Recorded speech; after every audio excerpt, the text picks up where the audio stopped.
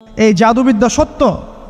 এবং এখনকার অনেক ভণ্ড যে কবিরাজগুলো বের হয়েছে, এরা জিনকে তাবে করে নিয়ে এই জিনদের মধ্য দিয়ে মানুষের মধ্যে জাদু ছড়িয়ে দিয়েছে এবং এর ফলশ্রুতিতে বহু পরিবার ধ্বংস হয়ে যাচ্ছে। এই জাদুবিদ্যা সত্য। আরও একটা জিনিস সত্য, নবী সাল্লাল্লাহু আলাইহি ওয়াসাল্লাম বলেছেন ইন্না আইনাল হক, চোখের নজর সত্য। নবী করিম সাল্লাল্লাহু আলাইহি ওয়াসাল্লাম বলেছেন চোখের বদনজর সত্য। এই যে আমরা বলি ফেসবুকে এত বেশি ছবি দিয়েন না ভাই, ছবি তুলেন না, বারবার যে বলি নিষেধ করি, কারণ কি জানেন? একটাই কারণ, বিকজ চোখ লাগাটা সত্য। মানুষের চোখ লাগে, এই কথা শুনলে অনেক মজুমদাররা হাসবে না? কথা বুঝতে পারেন নাই? কিন্তু এটা সত্য, কারণ নবী করিম সাল্লাল্লাহু আলাইহি ওয়াসাল্লাম যা বলেছেন সাদাকাল্লাহু ওয়া সাদাকা রাসূলুহুল কারীম। নবী যা বলেছেন, আল্লাহ যা বলেছেন চিরায়ত সত্য, এর বাইরে কোনো সত্য আছে? আচ্ছা দেখেন, আমি বললাম যে জাদুবিদ্যা সত্য। এই জাদুবিদ্যার চর্চা মানুষ করে, এখনও করে, এবং এই জাদু দিয়ে মানুষের ক্ষতি করার জন্যে জিনের প্রয়োজন হয়, দুষ্ট জিন। এই জিনগুলোকে মানুষ তাবে করে মানুষের ক্ষতি করার চেষ্টা করে। দেখবেন এখন গ্রামে গঞ্জে শহরে সব জায়গায় ছড়িয়ে পড়েছে না? দেখবেন, খুব সতর্ক থাকবেন। আমি পরে সলিউশন বলছি আপনাদেরকে। আরেকটা বলেছি, নবী সাল্লাল্লাহু আলাইহি ওয়াসাল্লাম বলেছেন চোখের বদনজর এমন সত্য যে একটা উটকে এই রান্নার ডেকচির মধ্যে ঢুকাই ফেলতে পারে। মানে একটা উট খুব সুন্দর ভালো, আপনি দেখছেন মাশাআল্লাহ বলেন নাই, নজর লেগেছে, উটটা মারা গেছে দেন, তারপর তাকে জবাই করে খেয়ে ফেলতে হয়েছে। একজন সাহাবী গোসল করছিলেন, গোসল, এটা হাদিস সহিহ। এই যে আলেম ওলামা যারা আছেন তারা জানেন যে এই হাদিস সহিহ। একজন সাহাবী গোসল করছেন, তার গায়ের চামড়াটা খুব সুন্দর ছিল, একদম স্কিনটা অনেক সুন্দর থাকে না এমন কিছু মানুষ? আচ্ছা, এখন আরেকজন সাহাবী এই গোসল দেখছেন দূর থেকে, দেখে বলছেন যে কি চমৎকার তার শরীরের রংটা, যেন কুমারী নারীর মতো, অনেকটা এমন একটা কথা তিনি বলেছিলেন। সাথে সাথে এই সাহাবী অজ্ঞান হয়ে পড়ে গেছে। কোন সাহাবী? যিনি গোসল করছিলেন। এখন এটার আপনি কোনো ব্যাখ্যা দিতে পারবেন না তো, এখানে কোনো সায়েন্স দিয়ে বা মেডিকেল সায়েন্স দিয়ে আপনি কোনো ব্যাখ্যা করতে পারবেন না। একটা ব্যাখ্যা দিতে পারেন, কিন্তু কেন সেটা হলো সেটা আপনি অ্যান্সার খুঁজে পাবেন না। তো নবী সাল্লাল্লাহু আলাইহি ওয়াসাল্লামের কাছে নিয়ে যাওয়া হলো তাকে। তিনি বললেন যে এই ব্যক্তির ব্যাপারে কি কেউ ভালো মন্দ কিছু বলেছিল? তখন একজন সাহাবী বললেন হ্যাঁ, অমুকে বলেছে এর স্কিনটা অনেক সুন্দর, তো ওকে ডেকে নিয়ে আসুন। ওকে ডেকে আনা হলো।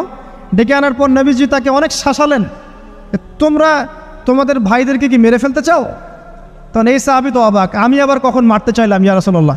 আমি তো মারতে চাই নাই, আমি তো খালি বলেছি যে তার গায়ের রংটা অনেক সুন্দর। তখন তিনি বললেন কেন তুমি সুবহানাল্লাহ বললে না, কেন তুমি মাশাআল্লাহ বললে না? যখন মাশাআল্লাহ বলবেন, সুবহানাল্লাহ বলবেন, নজরটা লাগবে না। আর যখন আপনি মাশাআল্লাহ বলবেন না, সুবহানাল্লাহ বলবেন না, দেখবেন নজর লেগে গেছে। আপনি বিশ্বাস করেন ব্যবসা খুব ভালো চলছে, মানুষ বলল যে বাহ তোর তো ব্যবসা হেভি, লালে লাল শাহজালাল, ঠিক আছে, দেখবেন আপনার কেনা বেচা বন্ধ হয়ে গেছে। এরকম হবে, আমার কথাটা বিশ্বাস করেন। এটা কিন্তু সায়েন্স প্রমাণ করতে পারবেন না, আল্লাহ এবং তার রাসূল বলেছেন, তার উপরে কোনো সত্য নেই। আছে সূরা কাহফ 29 নম্বর আয়াত পড়ে দেখেন, আল্লাহ পাক বলছেন ওয়াকুলিল হাক্কু মির রাব্বিকুম, সত্য সেটাই যা তোমার রবের পক্ষ থেকে আসে। ফামান শাআ ফালইউমিন, যার ইচ্ছা হয় বিশ্বাস করুক, ওয়ামান শাআ ফালইয়াকফুর, যার ইচ্ছা হয় সে অস্বীকার করুক। এই কারণে আমরা বলি ফেসবুকে এত বেশি ছবি দেওয়া, এই আই ওয়াশ করা, এই যে শোডাউন করা, হ্যাঁ, ইসলামের কিছু কাজ করলেন একদম মানুষকে না দেখাইতে পারলে ঘুম হচ্ছে না, এগুলো বন্ধ করেন, এগুলো বন্ধ করে দেন আল্লাহর ওয়াস্তে। অফলাইনে কাজ করেন, নিজেকে গোপন করার চেষ্টা করেন। যত বেশি মানুষের কাছে নিজেকে এক্সপোজ করবেন, কাজের বরকত কমে যাবে, চোখ লাগবে, নজর লাগবে। এবং চোখ লাগা বদ নজরে বহু আলেম আস্তে আস্তে মাঠ থেকে মাইনাস হয়ে গেছে না? যায় নাই? এখন কি আলেমদের সংখ্যা বেশি না কম? যত দিন যাবে আলেমের সংখ্যা আরও কমে যাবে। নবীজি বলেছেন আলেমদের সংখ্যা কমতে থাকবে, মানুষ জাহেলদেরকে আলেম বানিয়ে নেবে। তো প্রিয় ভাইরা, জাদুবিদ্যা সত্য, চোখের বদনজর সত্য, রাতের এই অনিষ্টগুলো সত্য, রাতের বেলা অনেক ক্ষতি আছে। এই জন্য নবীজি বলছেন বাচ্চাদেরকে বাইরে বের করো না, এবং তোমরাও রাত যখন গভীর হবে তখন এদিক ওদিক ঘোরাফেরা করো না। দেখবেন রাত যত গভীর হয় আমাদের শহরগুলো তত জীবিত হয়, তাই না? রাত যত গভীর হচ্ছে শহর তত জীবিত হয়। চায়ের দোকানে আড্ডা বেশি, ওই সিনেমা দেখছে, টিভি দেখছে, ক্যারাম খেলছে, লুডো খেলছে, ঘুম নাই। ঘুম কখন? ফজরের আগে, ফজরের নামাজ কিন্তু নাই, ফজরের ঠিক আগে, আবার ওই যে জোহরের নামাজের সঙ্গে উঠতেছে। এখন আমাকে বলেন এরকম জেনারেশনকে দিয়ে কি আসলে ইসলামের কোনো খেদমত হবে? আচ্ছা, নবীজি রাতের বেলা আর্লি ঘুমাতেন, আল্লাহ পাক আমাদের সবাইকে তাড়াতাড়ি ঘুমানোর তৌফিক দান করুন। হ্যাঁ, আপনি ইলিম চর্চা করলে রাত জেগে থাকতে পারেন, আপনি যদি জ্ঞান চর্চা করেন রাত জাগতে পারেন, আপনি কোনো গবেষণা করছেন, নামাজ পড়ছেন বা কোরআন হেফজ করছেন, আপনি রাতের আর্লি উঠবেন, এটা আলাদা বিষয়। কিন্তু কমনভাবে আমাদের এই যে ফেসবুক, ইউটিউবিং ইত্যাদিতে আমরা লিপ্ত থাকি, সারা রাতটা কাটাই আড্ডাবাজি করে, এগুলো বন্ধ করতে হবে। এগুলো বন্ধ না করলে ফিজিক্যালি আমরা মানে সুস্বাস্থ্যের অধিকারী হতে পারবো না, সারা দিনটা আমাদের একটা কি বলবো অলসতার ভাবে যাবে এবং দিনের বেলা কাজগুলো ব্যাহত হবে। এতে করে আমাদের উম্মার এই পুরো বড় যে তরুণ প্রজন্ম আছে এদেরকে আপনি সম্পদে পরিণত করতে পারবেন না। তাই এই সিস্টেমটা চেঞ্জ করা দরকার। নবীজি রাতের বেলা এই সূরা বাকারার শেষে 3টা আয়াত তেলাওয়াত করতেন, আমরা করবো ইনশাআল্লাহ। ইনশাআল্লাহ। আরেকটা আমল বলে দেই, নবী করিম সাল্লাল্লাহু আলাইহি ওয়াসাল্লাম রাতের বেলা সূরা মুলক তেলাওয়াত করতেন। কোন সূরা এটা? কোন সূরা? তাবারাকাল্লাযী বিয়াদিহিল মুলক। কয়টা আয়াত আছে? 30টা আয়াত আছে। নবীজি বলেছেন সাল্লাল্লাহু আলাইহি ওয়াসাল্লাম যে এই সূরা আপনাকে কবরের আযাব থেকে বাঁচাবে ইনশাআল্লাহ। কবরের আযাব থেকে তো ভাই বাঁচা খুব সহজ নাকি? আমাদের মধ্যে এমন কেউ নাই, শোনেন, আমাদের মধ্যে এমন কেউ নাই আলেম জালেম মুফতি মুহাদ্দিস রাজনৈতিক নেতা পলিটিশিয়ান বিরোধী দল জাতি তারপরে যে সরকার দল যে আছে না কেন, কবরের শাস্তি ফেস করবে না এমন একটা মানুষ নাই, কেউ নাই পৃথিবীতে। এই যে আপনি দেখছেন ওই যে কি ইসরায়েলের প্রধানমন্ত্রী, ওই রাশিয়ার প্রধানমন্ত্রী, ওই চায়নার সভ্যতা, পশ্চিমা সভ্যতা, এমন কেউ নাই পৃথিবীতে এখন যাকে কবরের শাস্তি ভোগ করতে হবে না। আছে? সবচেয়ে লঘু শাস্তি মানে লঘু চাপ, এটা বলতে গেলে আসলে আমি ভাষা হারায় ফেলি, তারপরে বলছি আল্লাহ পাক আমাদের সবাইকে হেফাজত করুন, আমিন। একজন সাহাবীর নাম সাদ বিন মুয়াজ। কি নাম? নবী করিম সাল্লাল্লাহু আলাইহি ওয়াসাল্লামের সাথে একদম ডান হাত হয়ে যুদ্ধ করেছেন দীর্ঘদিন। বদর তিনি বীর সেনা, উহুদের বীর সেনা, ঠিক আছে, খন্দকের যুদ্ধেও বীর বিক্রমে যুদ্ধ করেছেন। তিনি আনসার সাহাবী, একদম মদিনার নেতা সাহাবী। সব সাহাবী কিন্তু একরকম নন, কেউ ছিলেন নেতৃস্থানীয় সাহাবী, তিনি ছিলেন একজন নেতৃস্থানীয় সাহাবী, ঠিক আছে, সাদ বিন মুয়াজ। নবী করিম সাল্লাল্লাহু আলাইহি ওয়াসাল্লাম এত ভালোবাসতেন তাকে, এত ভালোবাসতেন যে তাকে নিজের মনে করতেন যে সাদ বিন মুয়াজ আনসাররা আমার নিজের। চারটাখানি কথা।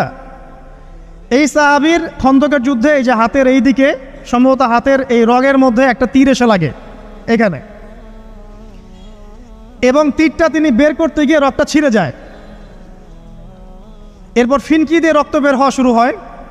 চিকিৎসা করে করে রক্ত বন্ধ করা যায় নাই, এবং এই রক্তের প্রবাহিত রক্তেই আল্লাহর ইচ্ছায় তিনি শাহাদাত বরণ করেন, তিনি ইন্তেকাল করেন। নবী করিম সাল্লাল্লাহু আলাইহি ওয়াসাল্লাম প্রচণ্ড ব্যথিত হন, মানে মনটা তার খুব নরম হয়ে যায় সাদ বিন মুয়াজ রাদিয়াল্লাহু আনহুর জন্য।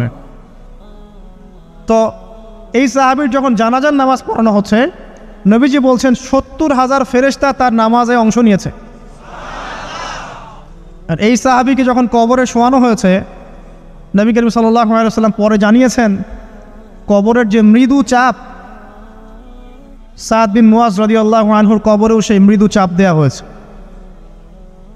আমি কি বুঝাতে পারলাম ভাই? আমাদের কোনো দাম আছে এখনকার পলিটিশিয়ানদের কোনো দাম আছে? এখনকার সমাজ নেতার কোনো দাম আছে? এখনকার সুদখোরদের কোনো দাম আছে? এই ঘুষখোর দুর্নীতিবাজদের কোনো দাম আছে? আমরা যারা কাঠমোল্লা হয়ে আছি আমাদের কোনো দাম আছে? সাদ বিন মুয়াজ রাদিয়াল্লাহু আনহু যদি কবরের শাস্তি তাকে না ছাড়ে, প্রশ্নোত্তর পর্ব তাকে না ছাড়ে, আমরা পার পাবো? নবী করিম সাল্লাল্লাহু আলাইহি ওয়াসাল্লাম বলছেন সূরা মুলক তেলাওয়াত করো রাতের বেলা, ইনশাআল্লাহ সূরা মুলকের তেলাওয়াত কবরের আযাব থেকে তোমাকে বাঁচান। আর আমাদের তো ভাই কবরে সবাই সাথে যাবে না, গার্লফ্রেন্ড যাবে না, বাপ মা ভাই বোন সবাই যাবে না। একজন ব্যক্তি সুদ খাচ্ছে, জিজ্ঞাসা করে দেখেন কেন খায়, বলবে তার সন্তানের জন্য খায়, তার বউয়ের জন্য খায়, তার মা বাবাকে দেখতে হবে তাই খায়, তাই না? একজন ব্যক্তি ঘুষ খায়, বলবে আমার পরিবারের জন্য খাই। একজন দুর্নীতি করছে, পুকুর চুরি করছে, বলবে দুর্নীতি করছে আমার পরিবারের জন্য খাই, পরিবার ভালো থাকবে। সবার একই এক্সকিউজ যে পরিবার যেন ভালো থাকে, আমার সন্তানরা যেন ভালো থাকে, আগামী প্রজন্মের জন্য কিছু রেখে যেতে পারি, তাই না? এরকম একটা মানুষও কি আপনার সাথে কবরে যাবে? আর এই বোকা মানুষ কেন বোঝে না যে আপনার কবরে আপনাকেই যেতে হবে? তাহলে আপনি কি কারণে অন্যের কারণে নিজের পরকাল নষ্ট করছেন? অন্যের সুখের জন্য আপনি আপনার পরকাল নষ্ট করছেন। সুদ খাচ্ছেন, দিব্যি মায়ের সাথে জেনা করছেন। আপনাদের এলাকায় নাকি সুদের সমস্যা অনেক বেশি। কয়েকটা হাদিস বলে দেই, আমি ওদেরকে আক্রমণ করতে আসি নাই, আমি শুধু তাদেরকে 3টা হাদিস শোনাতে এসেছি। 1 নম্বর হাদিস শোনেন। আল্লাহর নবী মুহাম্মদ সাল্লাল্লাহু আলাইহি ওয়াসাল্লাম বলেছেন, সুদের পাপের 73টা শাখা আছে। কয়টা? কোনো হাদিসে 70টাও আছে, কোনো হাদিসে 73টা আছে।